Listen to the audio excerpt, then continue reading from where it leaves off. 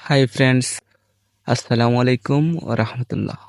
Welcome my all information 9921.com YouTube channel. So let's begin the show.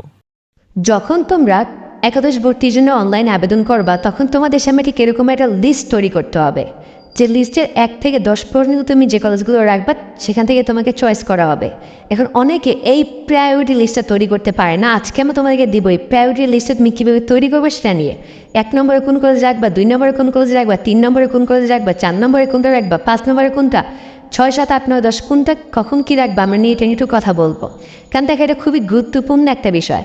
অনেকে একাদশ শ্রেণী ভর্তি কিন্তু অলরেডি বিজ্ঞপ্তি প্রকাশ হয়েছে, সেখানে কিন্তু একদম খুব সুন্দর করে বলে দেওয়া হয়েছে যে তোমরা সর্বনিম্ন 5টা এবং সর্বোচ্চ 10টা করে আবেদন করতে পারবা।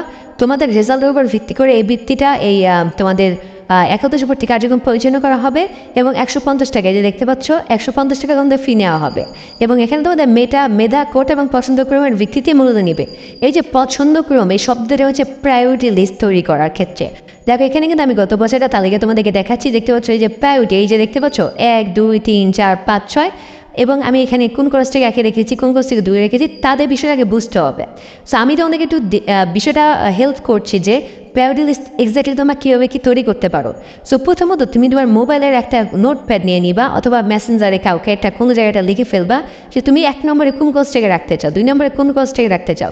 এখন অনেকে বুঝতেছে না যে আসলে 1 নম্বরে কেন রাখবো, আমি 2 নম্বরে আমি কেন রাখবো, আমি এখানে ঢাকা কলেজকে 1 নম্বরে কেন রেখেছি, ঢাকা সিটি কলেজকে 2 নম্বরে কেন রেখেছি, রাজুক উত্তরাকে 3 নম্বরে কেন রেখেছি, বিএফ শাইনকে আমি 4 নম্বরে কেন রেখেছি, তাদেরকে আমি একটু বুঝিয়ে বলছি।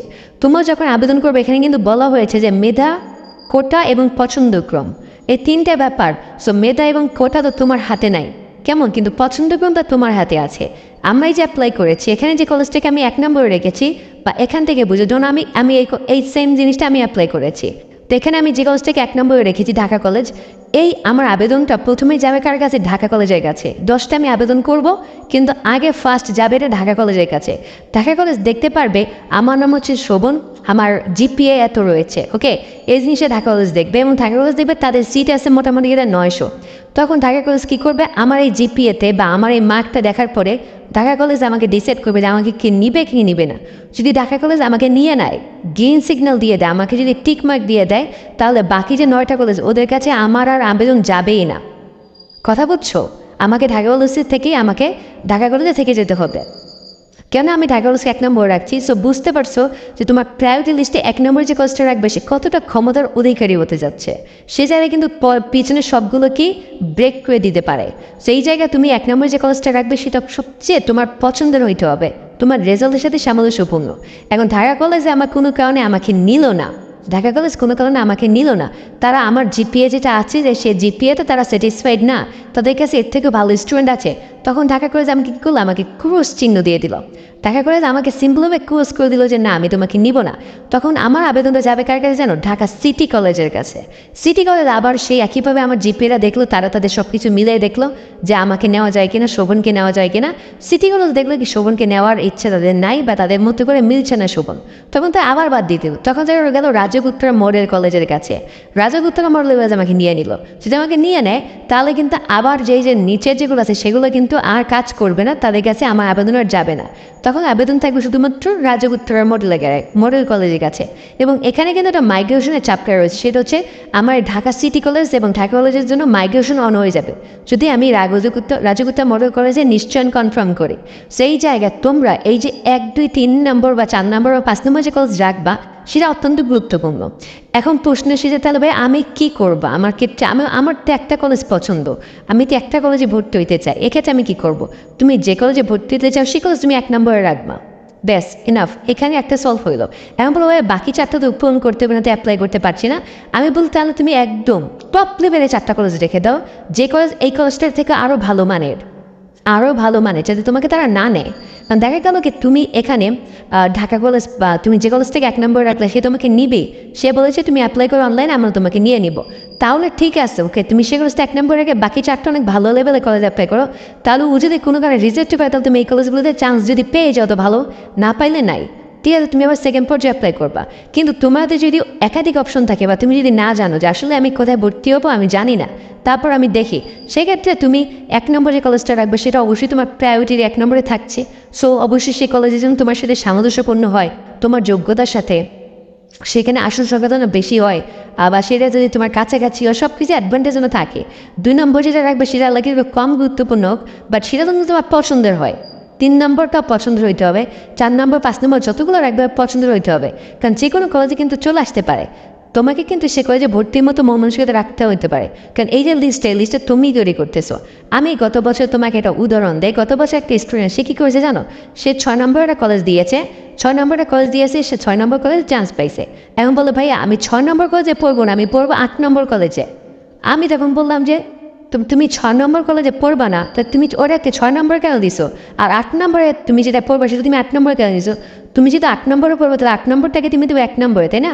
কারণ তুমি তো 8 নম্বরে পড়তে চাও, তুমি 8 নম্বরটাকে দিবে 1 নম্বরে, তাহলে তোমাকে 8 নম্বর নিয়ে নেবে, তুমি অনায়াসে সেখানে পড়বা।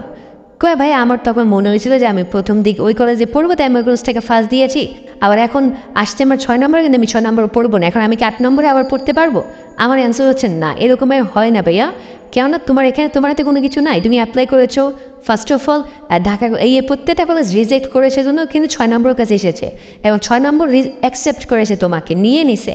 সো তোমাকে কিন্তু এখানে 7 নম্বর 8 নম্বরের কাছে তোমার অ্যাপ্লিকেশন যাবেই না, নেওয়ার কোনো সুযোগ নাই।